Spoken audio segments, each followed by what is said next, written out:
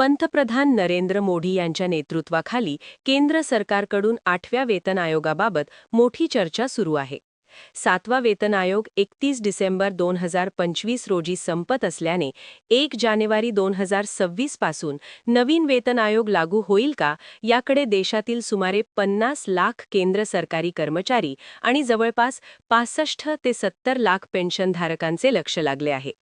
सरकारने स्पष्ट केले आहे की सध्या पैसे देण्यापेक्षा संरचनात्मक सुधारणा आणि दीर्घकालीन परिणामांवर अधिक भर दिला जात आहे. त्यामुळे हा आयोग केवळ वेतनवाढ नसून एक निश्चित आणि दूरगामी परिणाम करणारा निर्णय ठरणार आहे. 8वा वेतन आयोग म्हणजे फक्त पगारवाढ एवढाच मर्यादित विषय नाही. यात मूलभूत वेतन रचना, भत्ते, पेन्शन गणित, फिटमेंट फॅक्टर, डीए, महागाई भत्ता यासारख्या अनेक मुद्द्यांचा समावेश असतो. पंतप्रधान मोदी सरकारचे धोरण पाहता आधीच्या वेतन आयोगांप्रमाणे घाईघाईने निर्णय न घेता आर्थिक स्थिरता, सरकारी तिजोरीवरील भार आणि कर्मचाऱ्यांचे दीर्घकालीन हित यांचा समतोल साधण्यावर भर दिला जात आहे. सध्या सर्वात जास्त चर्चा होत असलेला मुद्दा म्हणजे फिटमेंट फॅक्टर. 7व्या वेतन आयोगात हा फिटमेंट फॅक्टर 2.57 होता, परंतु 8व्या वेतन आयोगात तो 2.86 ते 3.0 पर्यंत जाऊ शकतो असा अंदाज व्यक्त केला जात आहे. जर फिटमेंट फॅक्टर 3.0 निश्चित झाला तर कर्मचाऱ्यांच्या बेसिक पगारात साधारणपणे 25% 35% वाढ होऊ शकते. मात्र सरकारने अद्याप कोणतीही अधिकृत आकडेवारी जाहीर केलेली नाही, त्यामुळे सध्या हे सर्व अंदाजांवर आधारित आहे. महत्त्वाची गोष्ट म्हणजे सरकारने हे स्पष्ट केले आहे की 8व्या वेतन आयोगाचा परिणाम फक्त पगारापुरता मर्यादित राहणार नाही. महागाई भत्ता, डीए नव्याने समायोजित केला जाऊ शकतो किंवा नवीन बेसिक वेतनात विलीन केला जाऊ शकतो.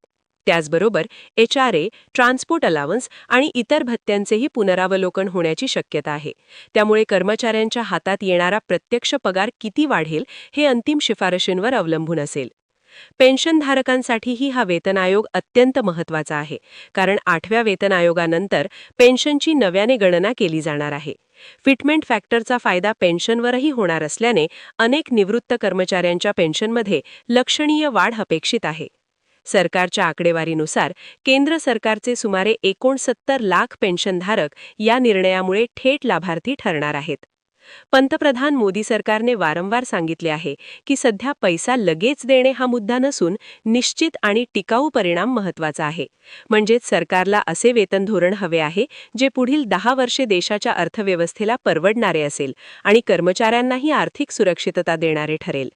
त्यामुळेच आयोगाचा अहवाल तयार होण्यास वेळ लागत आहे.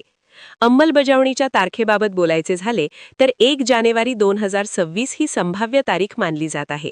मात्र प्रत्यक्षात आयोगाचा अहवाल सादर होण्यास उशीर झाल्यास अंमलबजावणी पुढे ढकलली जाऊ शकते आणि त्यानंतर थकबाकी अर्थात ॲरियर्स दिली जाण्याची शक्यता असते. यापूर्वीच्या वेतन आयोगांमध्येही असेच झालेले आपण पाहिले आहे. सोशल मीडियावर सध्या अनेक अफवा पसरवल्या जात आहेत, जसे की डीए बंद होणार, काही भत्ते काढून टाकले जाणार किंवा सर्व कर्मचाऱ्यांना समान लाभ मिळणार नाही. मात्र सरकारने अशा सर्व अफवांचे खंडन केले असून कोणताही निर्णय अधिकृत अधिसूचनेशिवाय लागू होणार नाही हे स्पष्ट केले आहे. एकंदरीत पाहता 8वा वेतन आयोग हा केवळ पगारवाढीचा निर्णय नसून केंद्र सरकारी कर्मचारी आणि पेन्शनधारकांच्या आर्थिक भविष्यासाठी एक मोठा आणि निर्णायक टप्पा आहे. 2026 मध्ये वेतन आणि पेन्शन वाढ निश्चित दिसत असली तरी त्याची अंतिम रक्कम, अंमलबजावणीची तारीख आणि थकबाकी याबाबतचा स्पष्ट निर्णय आयोगाचा अहवाल आल्यानंतरच समोर येईल.